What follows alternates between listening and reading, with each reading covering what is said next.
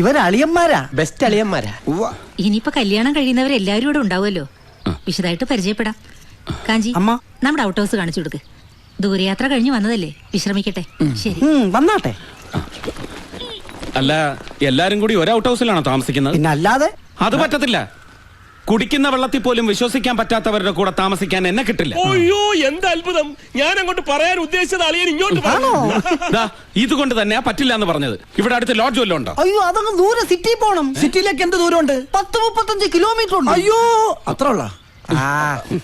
കാഞ്ചനാഥ, എന്താ ഇവിടെ?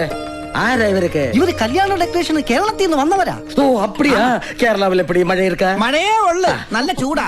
ഇത് മുതലിയാരയ്യ കാലത്തൊട്ട് അനുഗ്രഹമാണ്. കഴിഞ്ഞ പുലികളെ കൊണ്ടുവന്നിരിക്ക? പുലിയാ? പുലിക്കളിയാണ് ഉദ്ദേശിച്ചത്. അയ്യാവക്ക് പുലിക്കളി എന്ന് വെച്ചാൽ ജീവനാ.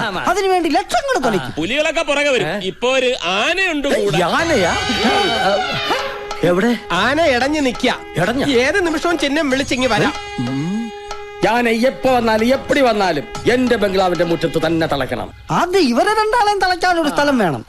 തളയ്ക്കാനോ? അല്ല, താമസിപ്പിക്കാൻ. അതിന് എന്റെ ബംഗ്ലാവ് ഉണ്ടല്ലോ. അതെവിടെയാ? ദോ ആ കാണുന്നു. അവിടെ പെണ്ണുങ്ങളുണ്ടോ? ഉണ്ടല്ലോ, എന്റെ 2 ഭാര്യമാർ. ഓ, ആശ്വാസമായി. സമാധാനമായിട്ട് കിടന്ന് ഉറങ്ങാലോ.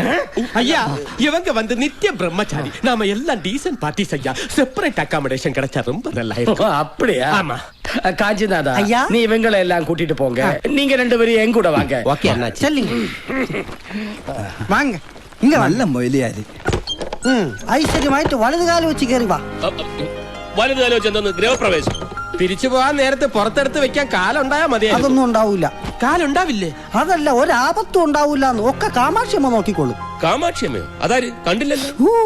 കാഞ്ചി കാമാക്ഷി, സാക്ഷാൽ പാർവതി ദേവി. കാഞ്ചി കാമാക്ഷി ക്ഷേത്രത്തിലേക്ക് ഇവിടുന്ന് എത്ര ദൂരം ഉണ്ടാവും? ഇവിടുന്ന് 10-35 കിലോമീറ്ററോളം വരും. അതിനടുത്ത് തന്നെയാണ് ഏകാംബരനാഥ ക്ഷേത്രം. ഇതാണ് ബെഡ്റൂം. എന്നാ ക്ഷേത്രത്തിലെ ഉത്സവം? പങ്കുനി ഉത്തര ഉത്സവത്തിന് കൊടിയേറാൻ ഇനി 2-3 ദിവസമേ ഉള്ളൂ. കൊടിയേറി 10ാം നാളാണ് ഏകാംബരനാഥരുടെയും കാഞ്ചി കാമാക്ഷിയുടെയും കല്യാണം നടന്ന തിരുക്കല്യാണ നാൾ. അന്ന് എല്ലാ ജാതിയിലും മതത്തിലും പെട്ട 100 കണക്കിന് പെൺപിള്ളേരുടെ കഴുത്തിൽ ഒരേ മുഹൂർത്തത്തിൽ ഒരുമിച്ച് താലികെട്ട് നടക്കും. അതാണ് കാഞ്ചീപുരത്തെ പ്രധാന വിശേഷം. എന്തൊരു കാഴ്ചയായിരിക്കും അല്ലേ നജിക? എന്താ, നിനക്ക് ഒന്നുകൂടെ കെട്ടണമെന്നുണ്ടോ? ഇതൊക്കെ കേൾക്കുമ്പോ എനിക്കൊന്ന് കെട്ടിയാ കൊള്ളാവുന്നുണ്ട്. ഇവിടെ നല്ല കുട്ടികളെ കിട്ടും. വന്ന് ഇറങ്ങിയപ്പോ തന്നെ കിട്ടിയോന്ന് പോരെ.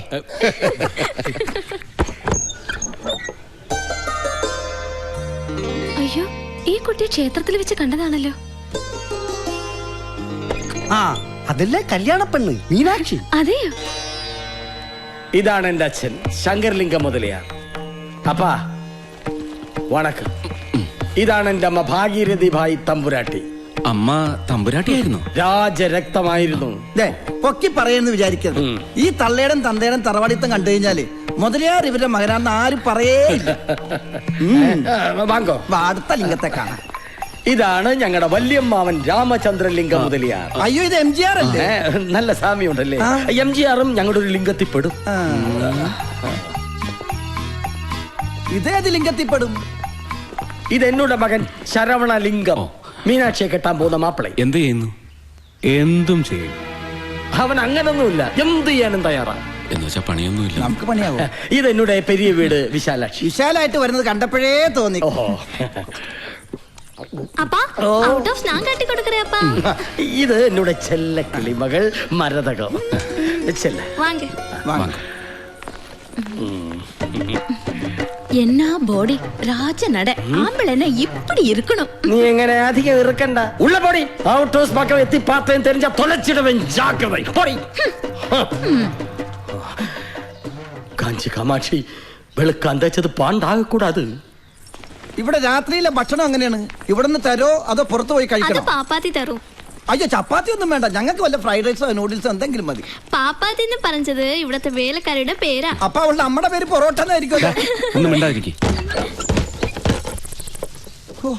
ഇത് വല്ല സീരിയലിലെ യക്ഷികൾക്ക് വാടക കൊടുക്കാൻ പറ്റും. ഉള്ള വന്ന് പാരുங்க. ചെറുതായി നീങ്ക കല്യാണ മണ്ഡപം കാണാൻ പോണെന്ന് പറഞ്ഞില്ലേ? തിരിച്ചു വരുമ്പോഴേക്കും ശുദ്ധം ചെയ്ത് തരാം. കൂപ്പിട്ടിയമ്മ. ഇതാ പാപ്പാത്തി.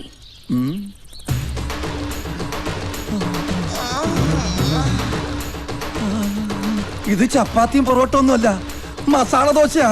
ഒന്നും വാ, അടക്കട. അടക്കാൻ തോന്നണില്ല. ഞാൻ അടപ്പിക്കണോ?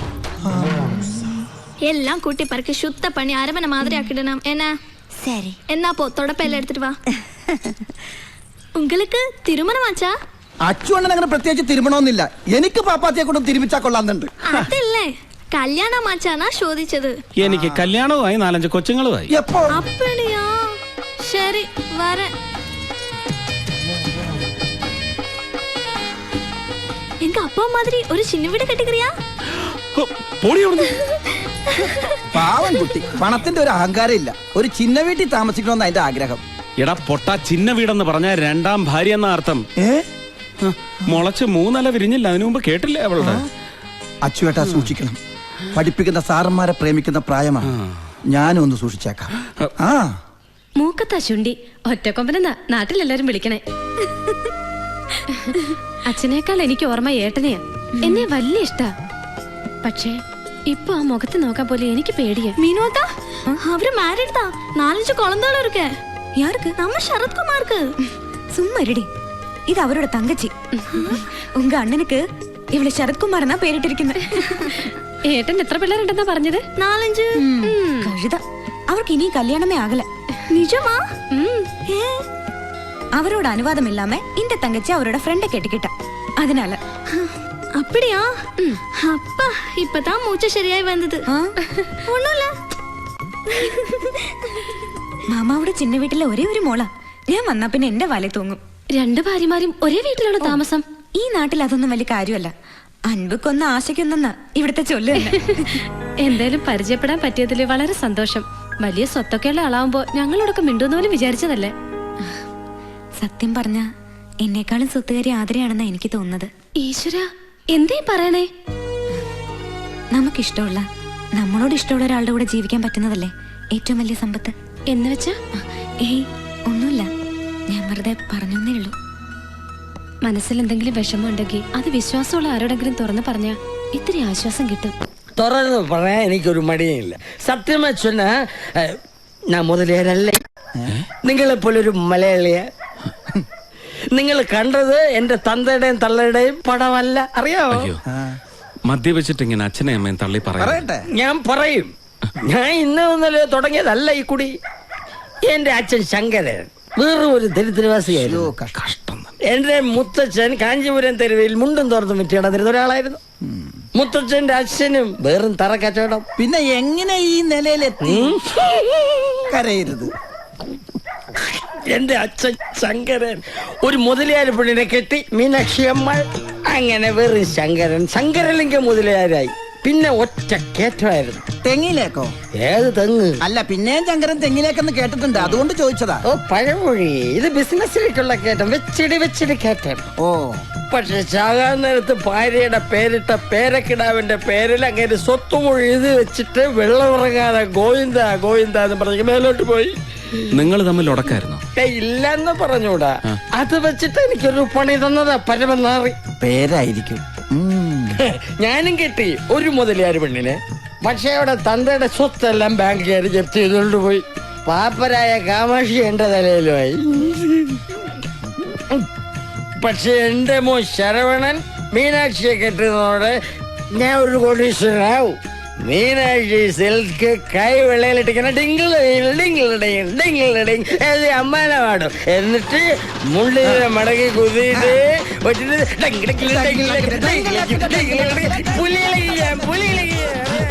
എന്തായി കാണിക്കുന്നത്? ഔട്ട് ഹൗസിലേക്ക് പോരുന്നത് കണ്ടപ്പോഴേ ഞാൻ സംശയിച്ചതാ ആ മാരിയപ്പം കൊണ്ടുവന്ന് ഇവിടെ ഒളിപ്പിച്ചു വെച്ചിട്ടുണ്ടാവുമെന്ന്. അതെ, ഒന്നും തോന്നരുത് കേട്ടോ. ബോധമില്ലാതെ ഓരോന്നും വിളിച്ച് പറയുന്നത്. എത്ര ഓടിച്ചാലും ഞാൻ ബോധം വിടില്ല. ഈ ശ്രീരാമലിംഗ സ്റ്റഡി ആയിരിക്കും. സ്റ്റഡിയായിട്ട് നിൽക്കും. എനിക്കറിയാത്തതല്ലോ. തൂക്കം വരല. രാത്രി ഗുഡ് നൈറ്റ് പറഞ്ഞത്. ഇതാണ് ഓരോരുത്തരുടെ തനി സ്വഭാവം അറിയണമെന്നുണ്ടെങ്കിൽ ബിവറേജ് വാട്ടർ ഉള്ളിൽ ചെല്ലണമെന്ന് പറയണത്. കല്യാണം കഴിയുന്നത് വരെ ഈ പുലികളി കാണേണ്ടി വരുമോന്നാ എന്റെ പേടി. സിറ്റിയിലെങ്ങനെ താമസിച്ചാൽ മതിയായിരുന്നു. കുറച്ച് ദൂരം ഉണ്ടെന്നല്ലേ ഉള്ളൂ. അത് തന്നെയാണ് ഞാനും പറയണത്. ഇവിടെ വലിയ ശല്യമൊന്നുമില്ല. സാപ്പാട് എങ്ക വെക്കരുത്. എവിടെ വെച്ചാലും എനിക്ക് സമ്മതം. അയ്യോ, ഇപ്പൊ അതൊന്നും വേണ്ട. എടാ, വിളമ്പി തരണോന്നാ ചോദിച്ചത്. എന്നാ വിളമ്പിക്കോ. വേണ്ട, ഞങ്ങൾ വിളമ്പിക്കോളാം. പൊയ്ക്കോ. ശരിങ്കയ്യാ. കൺകൾ കൺകൾ ആ രണ്ട് കണ്ണ് ഞാൻ കുത്തിപ്പൊട്ടിക്കും. പോയി വിളമ്പട.